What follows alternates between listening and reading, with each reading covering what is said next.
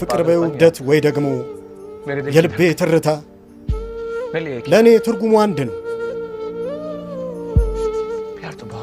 ብዙ ሰዎች ያፈቅራሉ፣ በርግጥ ግን እንደኔ ማንም አያፈቅርሽም። ማንም ጋር አንቺ የለሽምና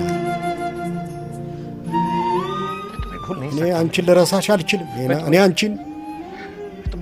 አንቺን መርሳትም አልፈልግም። አንቺ እኔ ነሽ። እድሜ ልኬን አፈቅርሻለሁ፣ እስከ ሞት ድረስ አፈቅርሻለሁ። ከዛ በኋላም አፈቅርሻለሁ። ፍቅር በፍቅር